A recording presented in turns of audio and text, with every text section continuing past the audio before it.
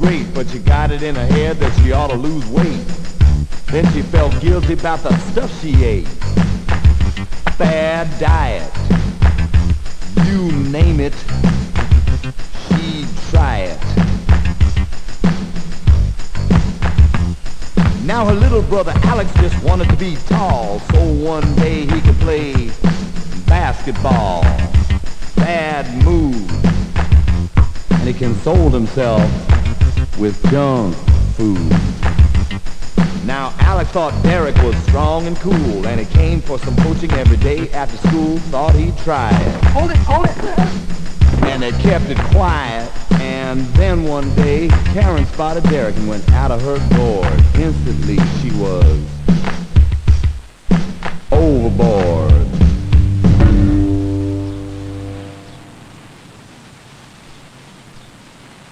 What did I tell you? Is he cute or what? He's cute. Look out, he's turning dust. Karen, is that your brother Alex down there? Alex? It is Alex. What's he doing with Derek? How does he even know him? Come on, I think we're out of here.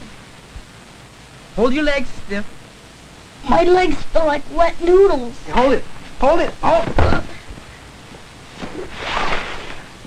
Feel like a geek. Come on, champ. You can't quit now. Hey, why the long face? I don't know. Everybody's bigger than me and stronger than me. I know the feeling. They used to call me Shrimp. They did? I thought I'd never grow. You want an apple? No thanks. Hey, want a donut? No thanks. So you say you want a good-looking body, right? Doesn't everybody? Look, there are two things you can do. Exercise and food. Food? Yeah, that stuff. You know how they make donuts? How? They take dough made from flour, fry it in boiling fat, and cover it with sugar. So you know what you're feeding your body? Okay, now try to think what's in the food. Flour, sugar, and fat? You got it. So what else did you eat today? I wasn't watching. Alex, I don't think you're serious about this. Okay, just try me. I want you to do something. Alright. I want you to write down everything you eat, all day, every day. Everything all day? Everything. All week. Okay? Okay. Okay.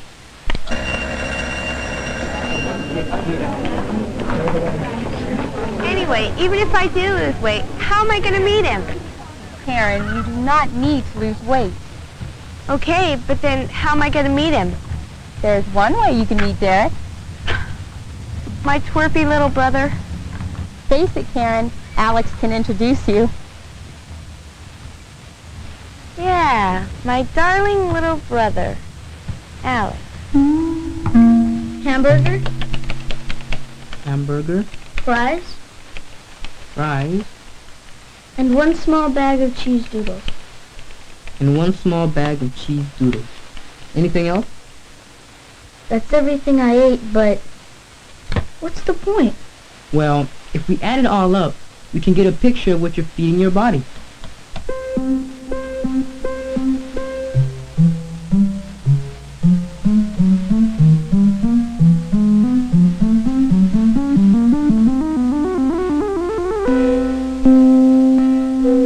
Okay, you're getting plenty of protein. Most people do.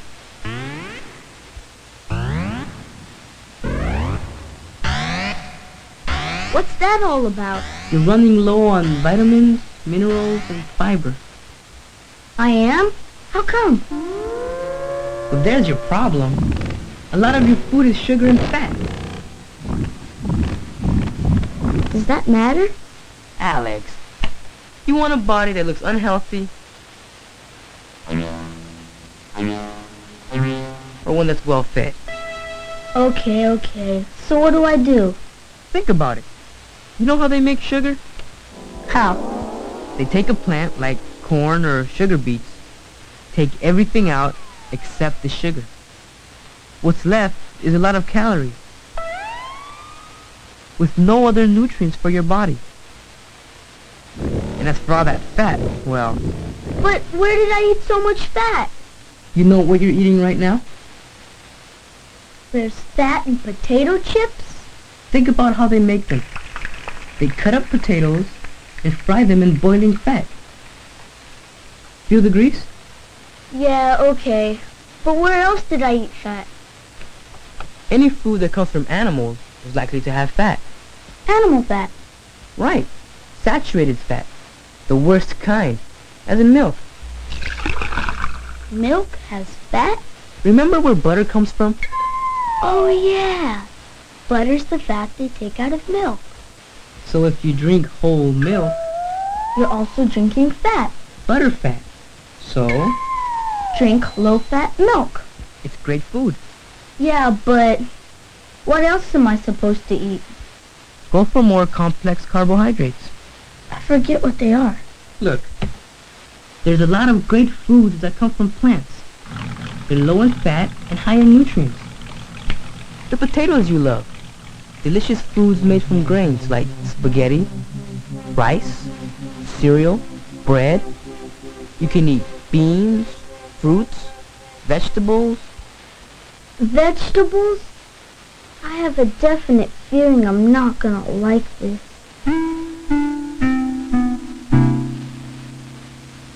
Okay, I'm not gonna eat you because I know that you're fattening. I haven't eaten all day. Besides, there's no one here to see. Is that your new diet? Alex, if you ever do... Alex, what are you doing here? I live here. I really am glad to see you, Alex. Are you feeling okay?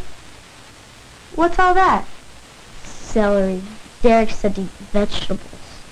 Listen, Alex. By the way, Derek said ice cream is loaded with fat. Frozen yogurt has less. Listen, Alex, that's what I wanted to talk to you about. Butterfat? No, Derek. I was thinking, since you seem to know him, and... Hey, wait a minute. I'm not a dating service. Alex, you can use my stereo. I can? And you can have the bathroom first thing in the morning. Well, I gotta think about it. Okay.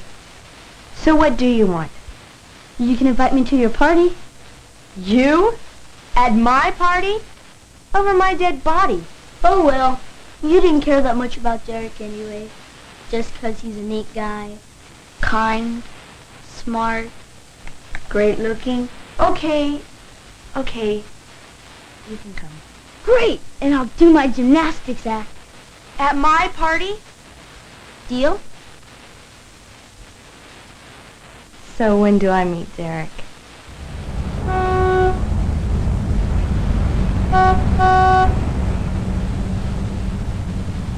He works at a fast food restaurant? Yeah. He's assistant to the manager. There he is. Alex? What are you doing here? Listen, Derek, I gotta talk to you about these vegetables. Oh yeah, this is my sister, Karen. Hi, Karen. I heard you were into computers and nutrition and stuff. I'm into that too. Computers? Or nutrition? Both actually. Listen, Derek, could we talk? Sure. I got a few more things to do. Come on inside. What's this stuff? It's hot fat. The stuff we use to fry French fries. Are you throwing it out? No way. We sell this stuff. They use it to make soap. Ugh! You mean the grease on my French fries? The stuff they make soap out of? This is what it looks like before we heat it up in the fryer. Solid fat. Yeah, some places use animal fat or saturated fat. What's so bad about saturated fat? See this funnel? Now imagine this was your artery. It's all stopped up. Yeah, if you eat too much animal fat and cholesterol, which usually comes with it, fatty deposits form on the walls of your arteries. Now, if this was blood trying to get to your heart, The artery's clogged. yeah, that's a heart attack. Uncle David had a heart attack. He almost died. that a lot of kids have arteries already starting to clog. All right, relax, Chief. Listen, it's easy to lower the risk. Just eat less saturated fat. And less cholesterol? You got a smart sister, Alex. Hey, Alex, can you open that door for me? Hey, this is me. You serve steaks here? No. So suppose I took this and I grilled it for you. Will you eat this part? You mean the fat? Of course not. You cut it off, right? Ever see how they make hamburgers? Why did they leave the fat in? Well, you like them juicy, don't you? See, that's what hamburger is. About 2/3 of the calories come from fat. So I can't eat hamburger. Oh, sure you can. Once in a while. If the rest of your foods are right. That's the problem. I can't handle this rabbit food. Alex. Well, I hate vegetables. Alex, you know what this is? Ah, hot potato. It's mainly carbohydrate. It's also a vegetable. If you eat it this way, you get vitamins, minerals, fiber. Eat a potato like this, you add a lot of calories, fat, and salt. Too much salt can also cause problems. But I like French fries. Hey, that's cool. You can have treats. Just hang on to some balance. Suppose you order a big double cheeseburger and fries. Guess how much fat you're eating? 18 teaspoons of fat. Now, how could we lower the fat? Make it a single burger? That helps. Can you spread the cheese? Lowers the butter fat. Hold the dressing too. Is chicken less fatty? Sure, if you leave the skin off. Instead of French fries, eat a baked potato. Great. Add some trimmings. Make the bun whole wheat. Cool out the refined sugar. And you got a meal with only 2 teaspoons of fat. Big difference when you make better choices. See, Alex, the salad bar is definitely a good choice. Imagine a meal with vegetables, beans, fruit, lots of carbohydrates. Carbohydrates? Yeah, see, these foods are great. Use a low-fat dressing, and you got a lot of nutrients and fiber with hardly any fat. Low calories, too. So if a person ate Carbohydrates. then it would be in place of all the sugary and fatty foods. So then that person wouldn't have to diet. Well, she'd eat a lot less calories, that's for sure. Well, not that you'd ever have to worry about that. Derek, I was wondering, I'm throwing a little party, and I was I'd wondering love to. You would? Sure. I guess we're both interested in the same things. See, a lot of girls, all they think about is trying to be skinny. I know. I hate that, too. You can't believe how many girls are always on some stupid new diet. Talk about boring. That's exactly how I feel. Are you okay? Fine. I just find some things a little hard to swallow. I think we're gonna have a mob. I know. It's going to be great. So who else is coming? Well, Derek, Donnie, Kirk, Greg, Tina. What are we gonna do for food? Yeah. How about dip and chips? Chips? Fried and fat? Oh yeah. Well, we could have Yeah. And buckets of... greasy and fat. How about with pepperoni? too fatty? How about mushrooms? And other veggies. Instead of my usual breakfast, I could have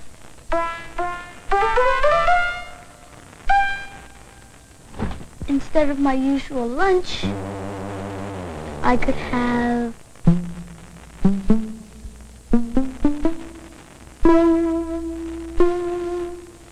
But what do we do for dessert at the party? Everything's full of fat and sugar.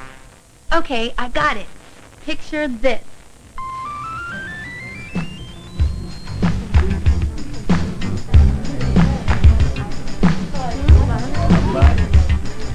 Just say what I wrote, okay? Okay, come on, people. I have a little special entertainment for you tonight. To amaze you with their feats, Dazzling feats. with their dazzling feats of courage, the incredible daredevils.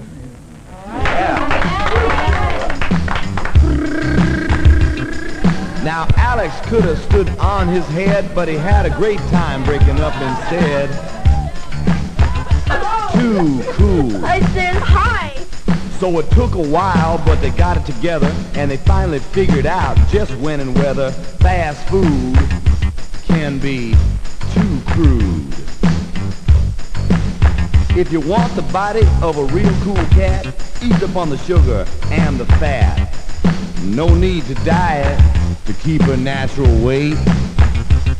In place of junk, the right carbohydrate.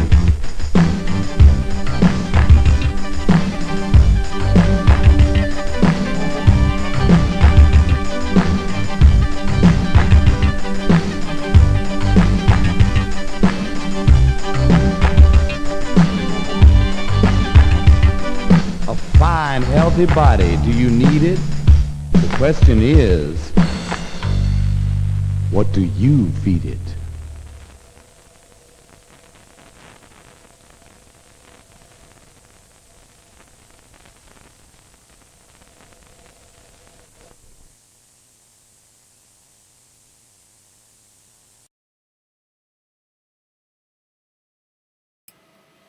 Hello, everybody. Welcome to the 80 Geeks Lunchtime streaming show. I'm Skip Alzheimer, and that was made in 1988. I was already in college and spending too much time in college. And so it's kind of weird. Like I think there's a line that's drawn in my head and some other collectors' heads. Like I was talking with Rick Prelinger, and Rick has no patience for educational films that were made after the time that he was in school. And I kind of feel that same way.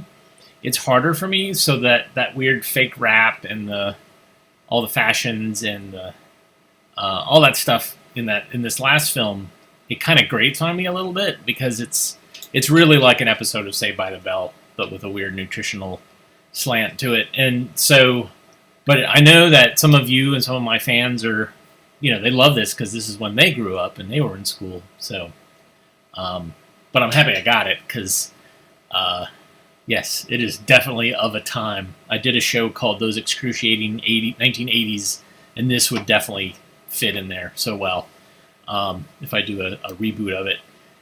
I watch old 16mm films. Sometimes we watch them live via, you can see, this is the telecine, so this is actually being transferred live via a German $60,000 transfer machine that I have eventually paid off. So, and some of the things that we watch are things that I've already digitized in the past. So here's an example of something where Judy learns about milk. Here we go, Judy. Right? It comes from cows. And today, Judy and her mother are going to visit Uncle George's farm to see just how we get the milk from the cows. Uncle George's farm is out in the country where there's plenty of sweet green grass for the cows to eat.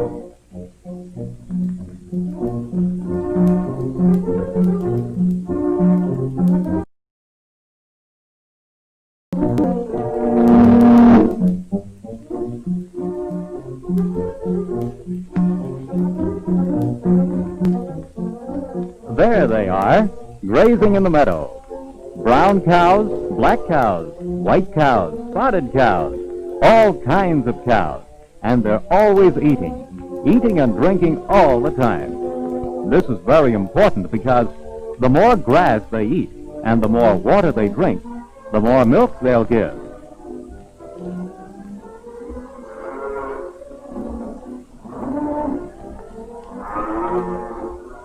To make sure that they drink enough water, Uncle George puts a large block of salt in the field where the cows can lick it with their long, rough tongues.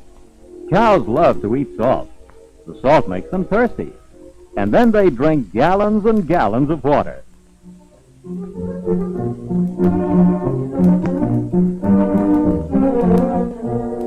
Judy seems to be excited about something. I wonder what she sees. Why, it's a little calf. A baby cow only 1 day old drinking milk from her mother. She's still stand up by herself, so the farmer holds her while she's feeding. A baby calf is too young to eat grass. She can only drink milk, and the milk comes from the cow's udder, that round white sac under her stomach. That's where we get our milk, too, as you'll see a little later.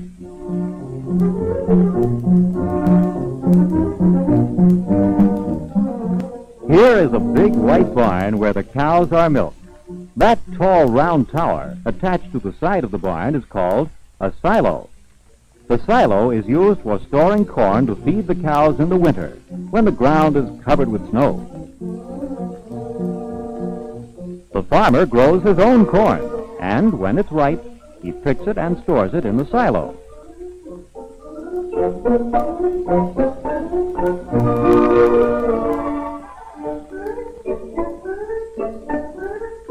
The silo holds enough corn to feed all the cows in the winter.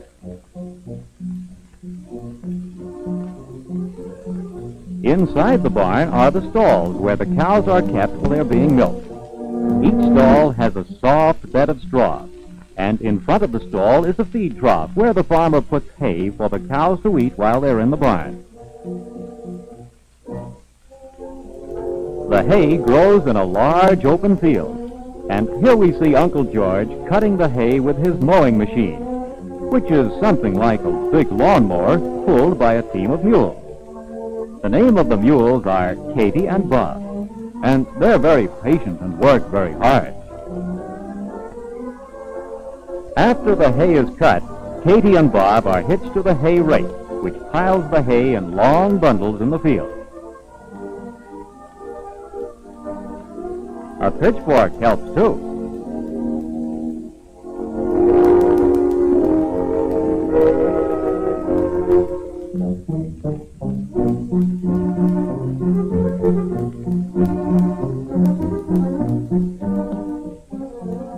This is the hay loader.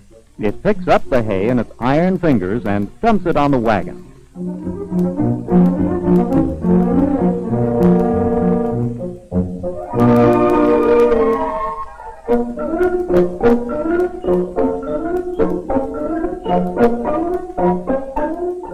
When the wagon is full, Uncle George drives it to one end of the field, where the hay is piled in large haystacks.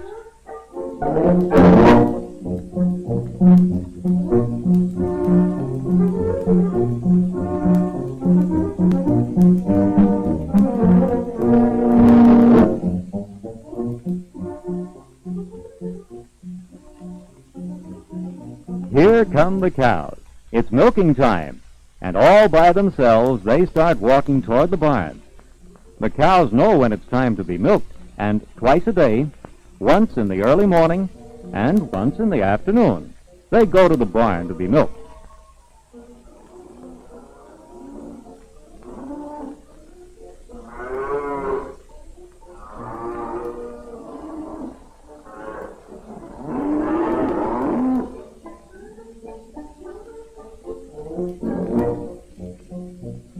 Each cow has her own stall, and she walks into the same stall every day. As soon as she is inside, the yoke must be closed. The yoke is an iron frame that fits around the cow's neck to keep her from walking away. But it doesn't keep her from eating. Yes, even inside the barn, the cows eat and drink all the time. Each cow has her own drinking fountain. Well, what's this? Why, it's Buster the cat. Buster saw this empty stall and decided to take a nap. Doesn't he look comfortable?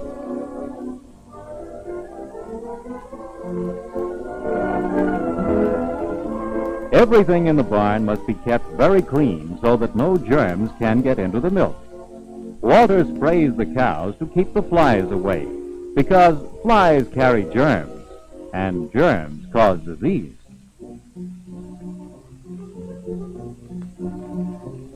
While Walter does the spraying, Uncle George carefully washes the cow's udder.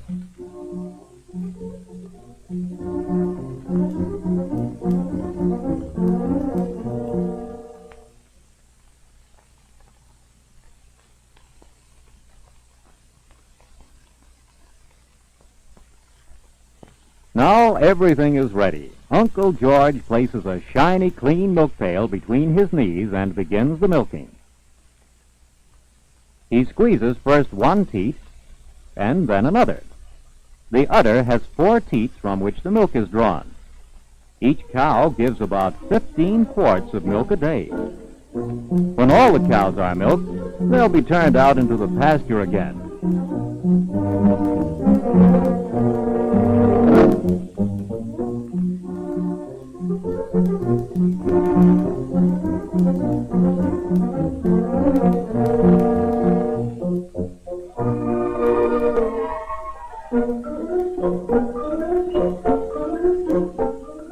Would you like to milk a cow, Judy?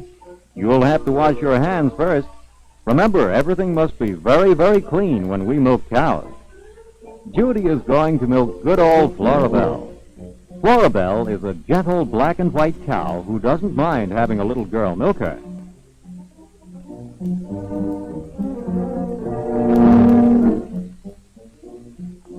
Judy thinks this is great fun.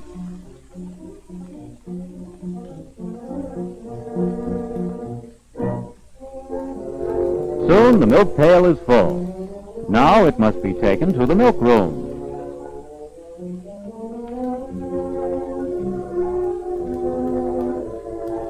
Here the milk is poured through a cloth strainer into a large can. It takes several pails of milk.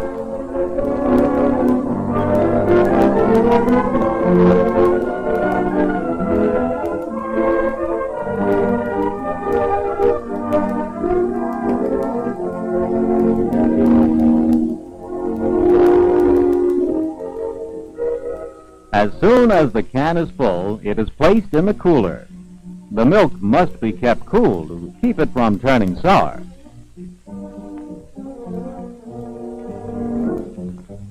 Early the next morning, long after Judy and her mother have gone home, Uncle George takes the cans of milk from the cooler and puts them on his truck.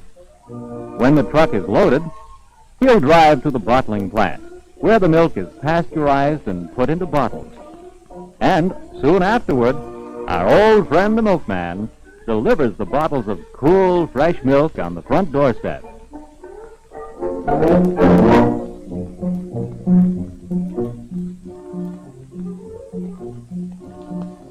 Now, whenever Judy drinks milk, she remembers Florabelle, the black and white cow that she milked all by herself at Uncle George's farm.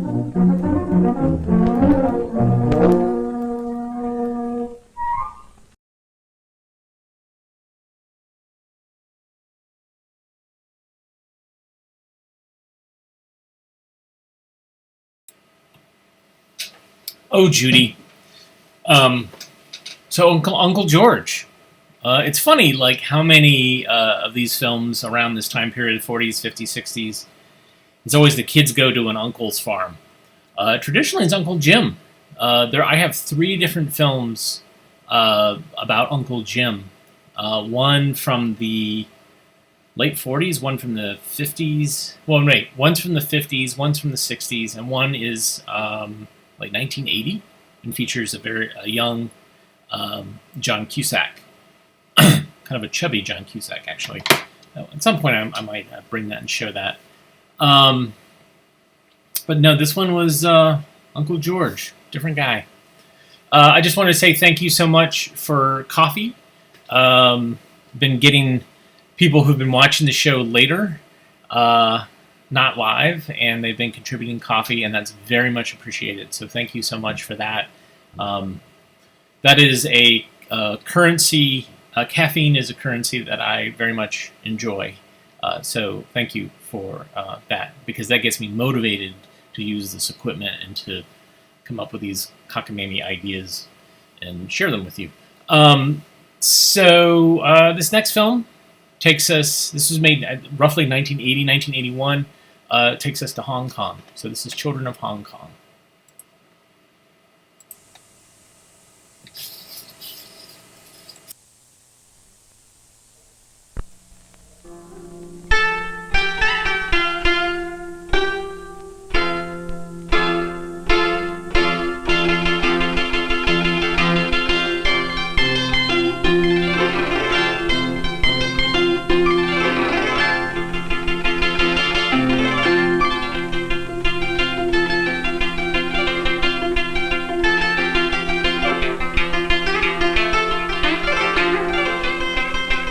name is Yinkit. My family are boat people of Aberdeen in Hong Kong.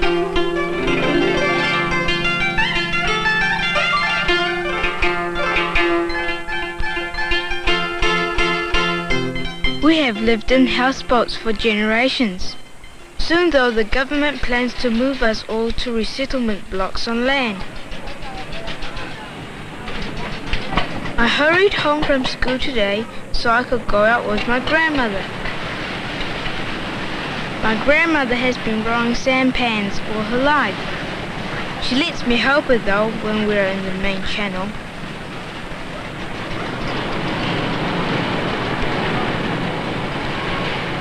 We are going to clear her fish traps.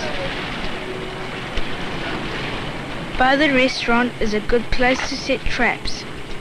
Lots of little fish come to eat the food scraps the cooks throw out. Grandma empties the fish into a water tank to keep them alive.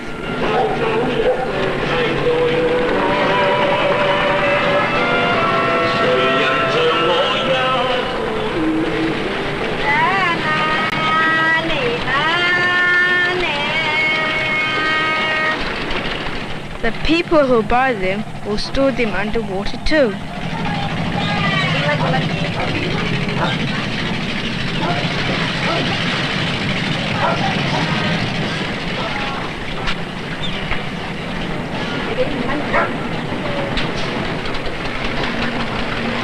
It's nearly dinner time. We're glad when we sell the last fish.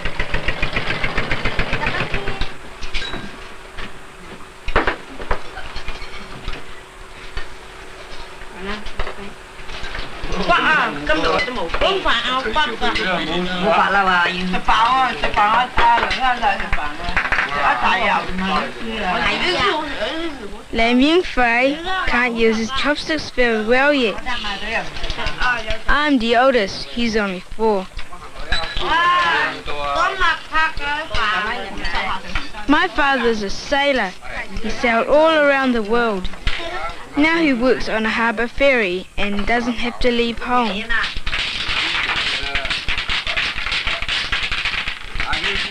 I think grown-ups love to play mahjong. My parents and grandparents play nearly every night.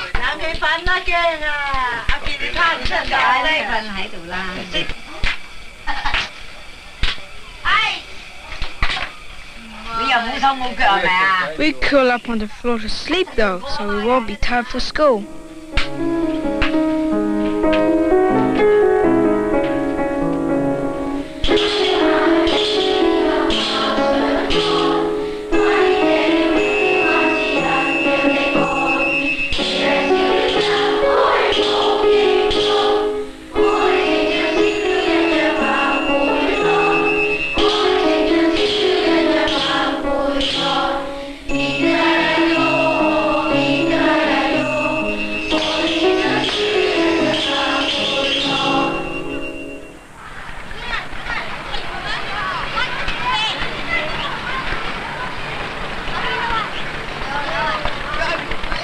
Tomorrow is a sports day for our school. My friends and I practice for the events in the playground on the school roof. I'm in the beanbag throwing and the 100-meter race. My girlfriend Wong Wing Sam counts for us. Wing Sam lives on land in a tower block. My parents are trying to get a flat in this block for when we have to move out of our houseboat. Wong Wing Sam says you get used to the stairs and there are more children to play with. I hope we get a flat as nice as the one she lives in.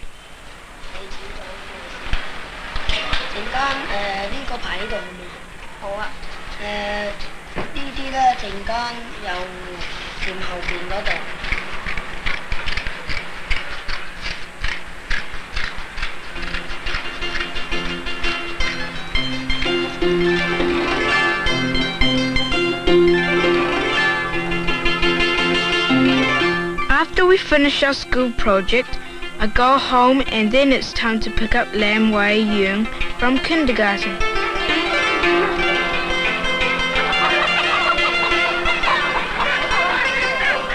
He loves walking through the market. There's so much to see.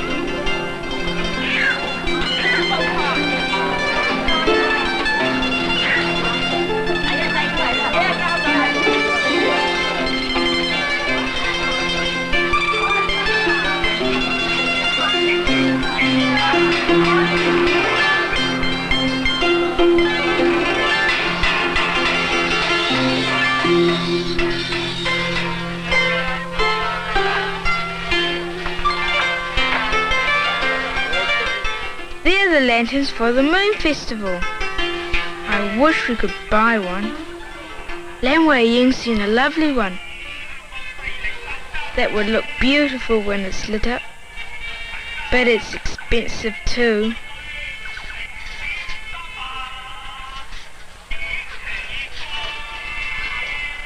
Perhaps Granddad will give me some money.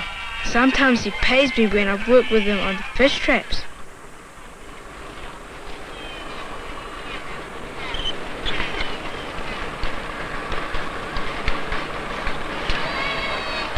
Maybe I should go and ask Granddad. Perhaps he'll give me my pocket money early for working with him on the fish traps.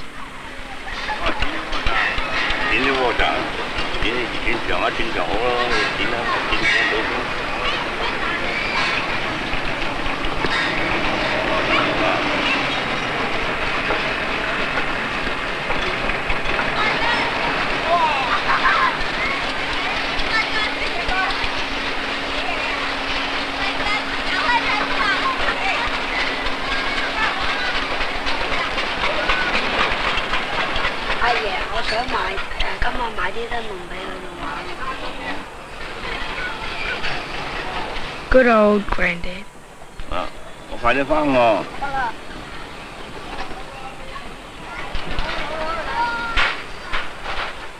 I just hope the man hasn't sold it before I get there. Sometimes the sampan seems very slow when you're in a hurry.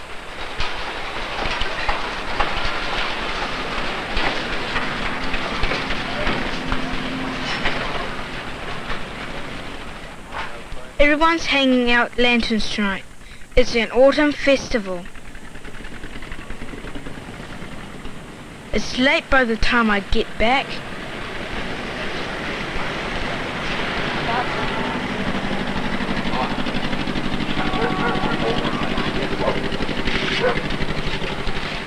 Lam Wei Yung's fast asleep.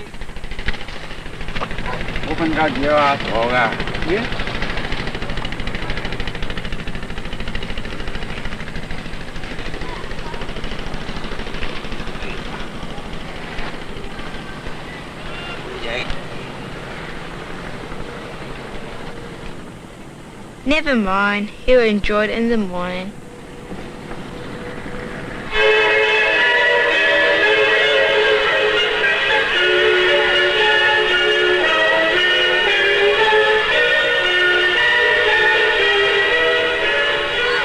The sport ground is the biggest open space I've ever walked on.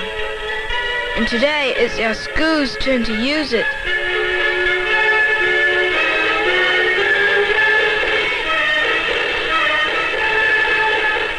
I carry the banner because I'm the captain of our team, Blue House.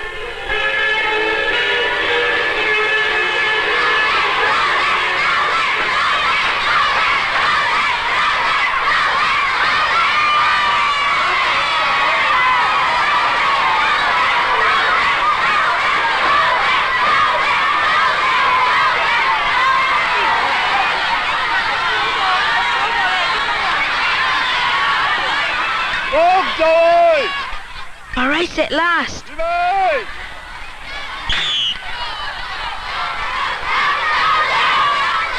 I can hear all of Blue House cheering. The judges say it's a dead heat and we're both from Blue House.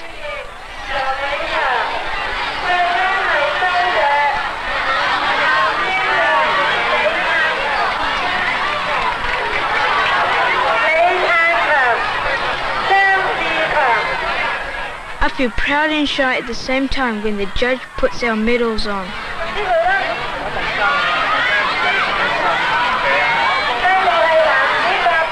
I must hurry and tell my father.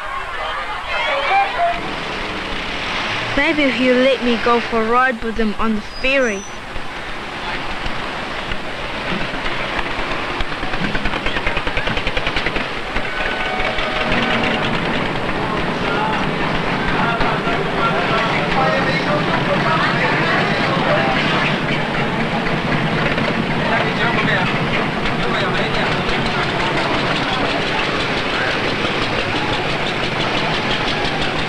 He doesn't say much, but I think he's quite proud too.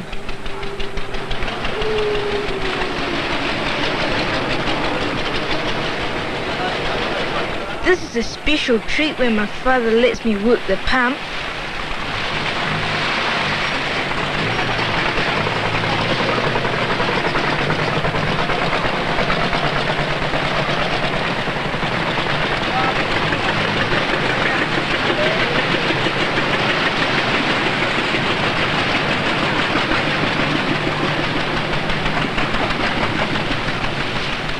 One day, this will just be a fishing port.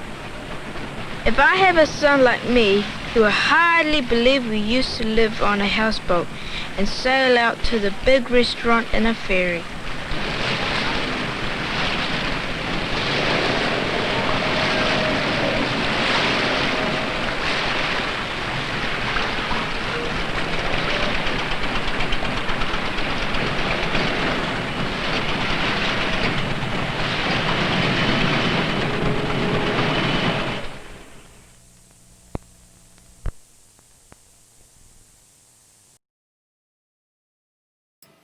That was pretty great.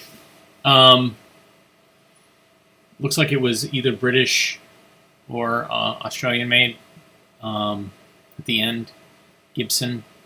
But anyways, visually just really fascinating. And unintentionally, these films, at the time, they were made to show us a culture, introduce us as school kids to different cultures and how kids lived in different cultures. But unintentionally, we look back at these films and they actually tell a story of how things were, and give us a sense of how things have changed, maybe even radically changed, especially when you have Hong Kong being taken over by China, and China might not be wanting to tell the story of Hong Kong, and so this history might be lost. Very similar thing happens. I mean, this, not that I'm comparing China to Disney, but Disney is incredibly revisionist with their history. And so holding on to old Disney media, especially films, is important. And I haven't looked on Disney Plus to see. I know they don't have Song of the South on there. But I didn't check to see if they had White Wilderness, which is something they won an Academy Award for, and it's a nature film, true life nature film, which shows lemmings committing suicide, and it was later revealed that those lemmings were actually pushed off a cliff, so it's called the Disney Snuff Film. So I didn't see if that's actually on there, but it is interesting to think about that. Having this physical media, Disney can't go out and change it and edit it and tweak it for however they want to deal with it now. And now that Disney owns ABC and Fox, there's that same possible thing that could happen, is that they're always going to be revising and changing. Lucasfilms, well, already George Lucas was futzing with his past things. So, having those original copies of those 70s releases when they came out is pretty important, because they just are not available anymore. Disney said, I think, that they were going to re-release some of the originals, but I'm not sure. I don't know. Disney has a lot to invest in making money off of that and making everything fit the canon. So there's my little soapboxy thing that I'm talking about. let's, what do I want to do? This is a great film. Unfortunately, the title's clipped. It's Science and Superstition. And it's a wonderful film that kind of talks about the difference between science and superstition and teaches kids a little bit about the scientific method. It's a wonderful film that I think should be shown to everybody. All right, no more soapboxing. Here we go. Phooey, says the catcher. But Alan seems to believe the rabbit's foot will bring him good luck, while George, the catcher, thinks it's just a superstition. Well, we'll soon see. Strike 3, you're out. It looks like the rabbit's foot didn't help much, time anyway. But even the end of the playground period didn't end the argument between George and Alan. They took the rabbit's foot up again with Miss Carr, their teacher. George says, I told him it was no good. A rabbit's foot is just a silly old superstition. But Alan wouldn't give up. It is not, it's a fact, says Alan. This sort of thing could have gone on forever if Miss Carr hadn't decided to discuss this matter of superstitions and facts with the whole class. What is a superstition, anyway? And what is a fact? Are all superstitions true, or are just some of them true? Are any superstitions really true? And what about facts? Miss Carr decided to start with the rabbit's foot idea.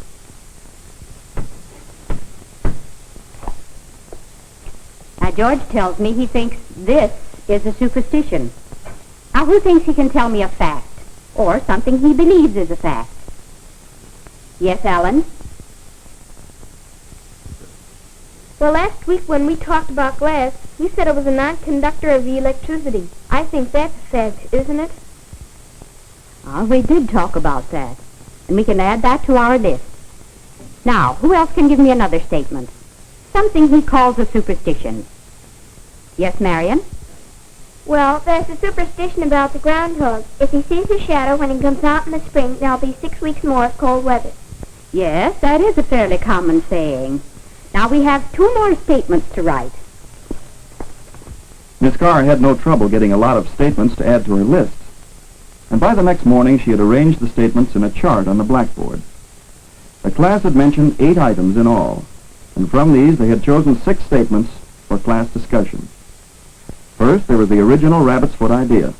A rabbit's foot brings good luck. Next was an example of a fact. Glass is a non-conductor of electricity. Then, if the groundhog sees his shadow on the 2nd of February, there will be 6 more weeks of cold weather. Miss Carr asked George to hand out individual record sheets so everyone could study all the statements very thoughtfully. Somebody had suggested the statement, a pint of milk weighs more than a pint of cream. Then there was the idea that hot water will freeze quicker than cold water. And last on the list was, water expands when it freezes.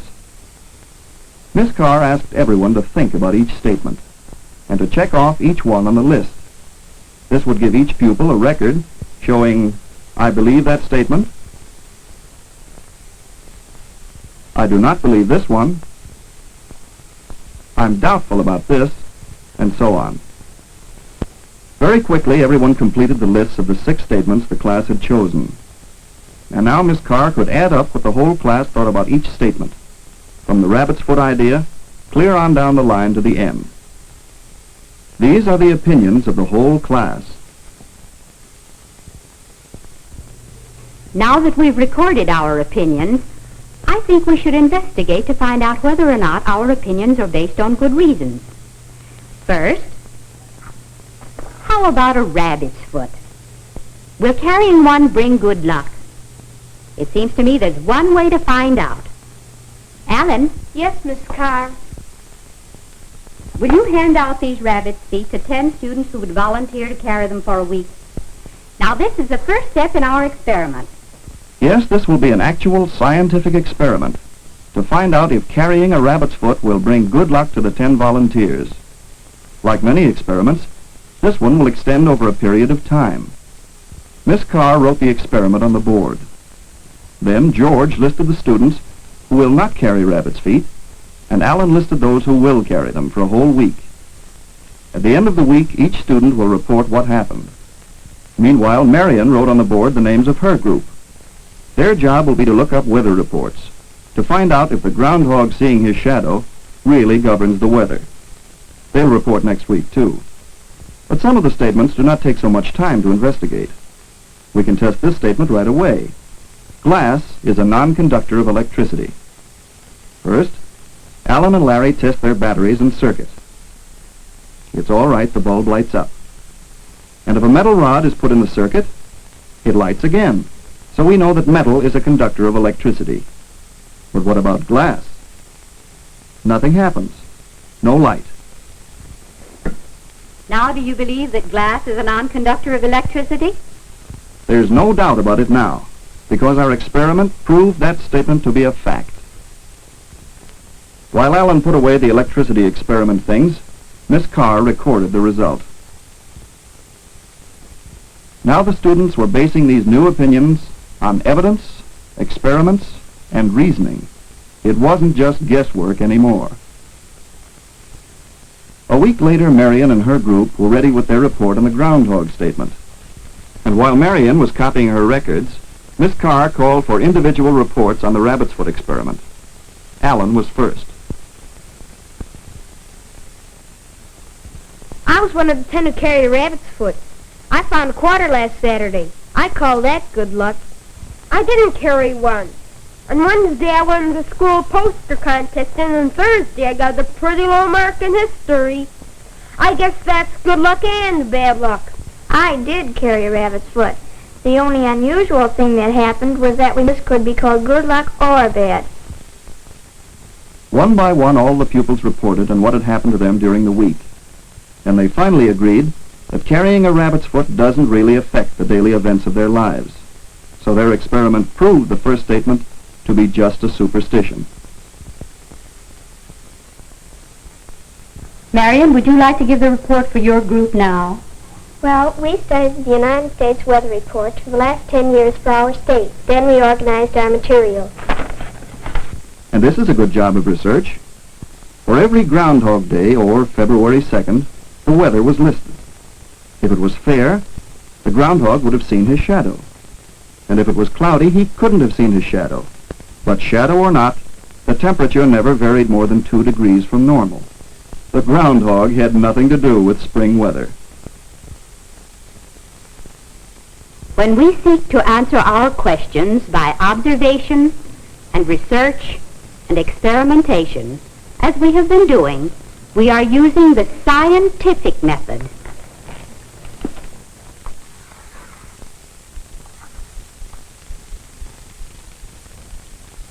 The scientific method is our most valuable weapon in the search for truth. Modern man uses the scientific method in research to help him base his opinions on facts.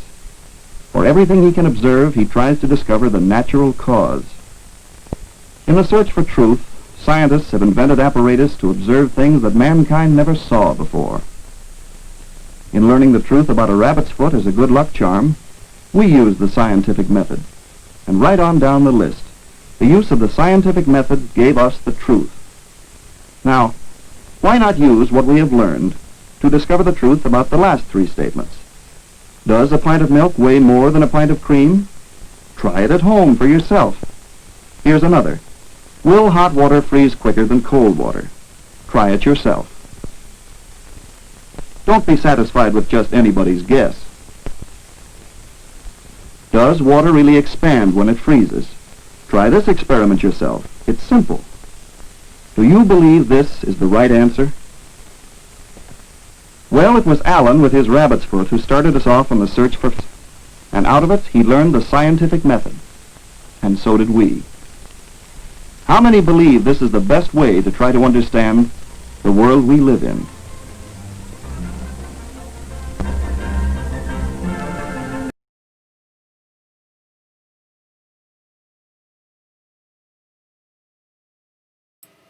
I love it. I think I have a color version of that somewhere, but I think it's even in worse shape than that one was. I'm hoping to run across the original color elements when I'm scanning the cornet stuff that I have.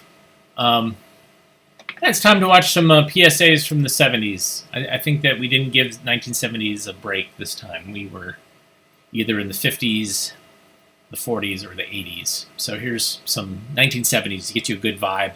I have been, before my nighttime viewing, before I go to bed, I've been watching the Rockford Files. And it's because of the pacing, because of the music, because of his character. It's a really slow. I mean, even though it's action detective, whatever. It's the pacing is so slow, and so just kind of makes me feel all warm, and so I can just fall asleep. And occasionally, I have crazy dreams about Los Angeles, circa 1970s. Anyways, here's 1970s PSAs and ads. I might have shown some of these before, but I'm trying to show them a different way, which I don't, whatever. Anyways, here we go.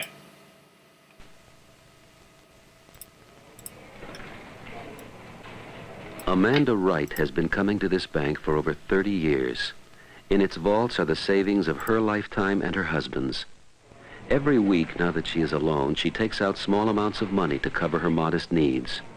Today, she is withdrawing most of her savings, and Amanda Wright is about to be swindled out of everything she has. An alert teller or a bank executive may be quick enough to intervene before it's too late. If not, she will become one more among thousands of older people who are victims of con games, rackets, or get-rich-quick schemes every day. Don't think it can't happen to you or to someone you love. We want to do something about the Amanda Wrights, so we've published a free booklet called an Anti-Crime Guide. We suggest that you write for it.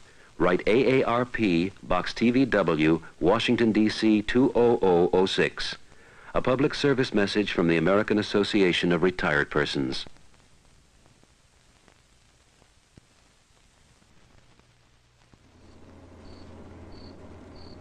First thing I'll do is I'll case the neighborhood and check out the houses.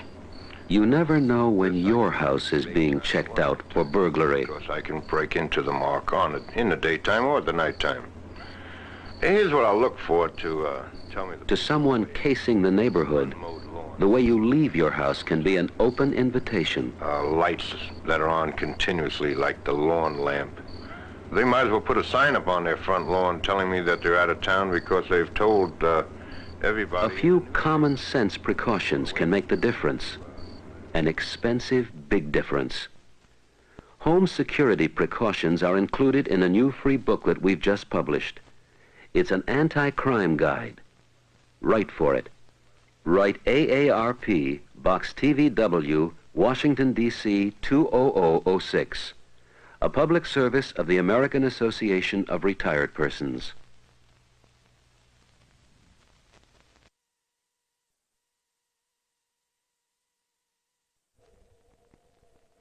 The cost of buying a car isn't just the price on the window sticker. It's the price plus the finance charges. Ed Reimers for Allstate. Did you know you may save as much as $50, $100, maybe even more on auto financing through an Allstate agent? It's the Allstate Auto Finance Plan. So if you're about to buy a car, talk to the good hands people before you make a deal. You may save as much as $100 or more on the financing. You're in good hands with Allstate.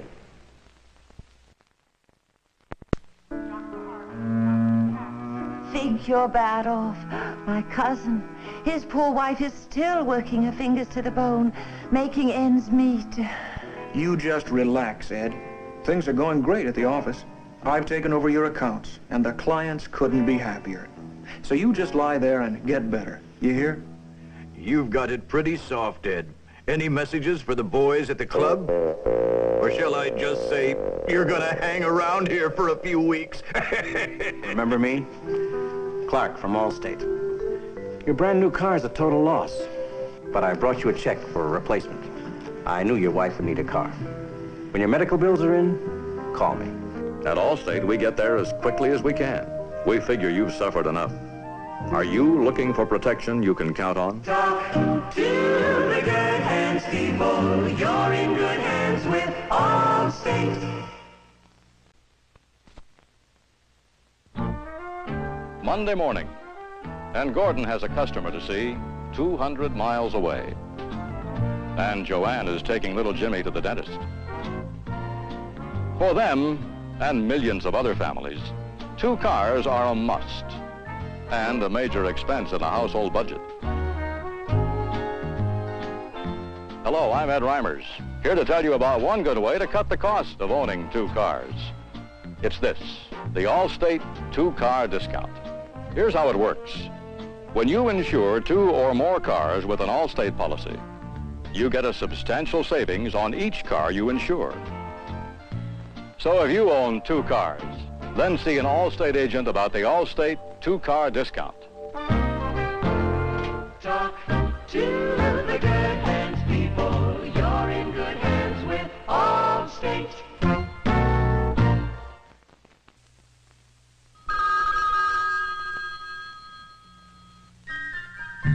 Bad news travels fast, and one of the first to hear is a member of the Allstate Insurance Company's special disaster team.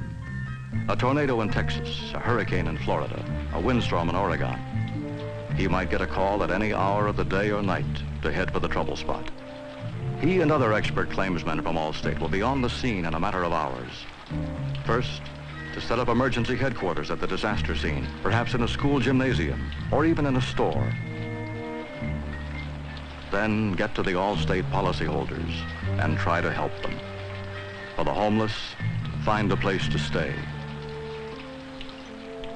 And most basic of all, help solve the money part so they can rebuild. For protection you can count on in an emergency, talk to the good hands people. You're in good hands with Allstate.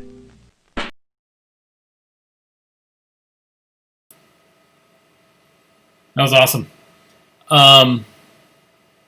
Thanks again, everybody, for tuning in today. We'll be back on Monday, 1 p.m. Everybody have a good rest of your weekend. Hope it's restful and you take time for yourself. Again, if you like what you saw, you can hit like, subscribe, you can comment, you can share, you can buy us some coffee, and you can also go to avgeeks.com and see other things that we have digitized and that we have for sale.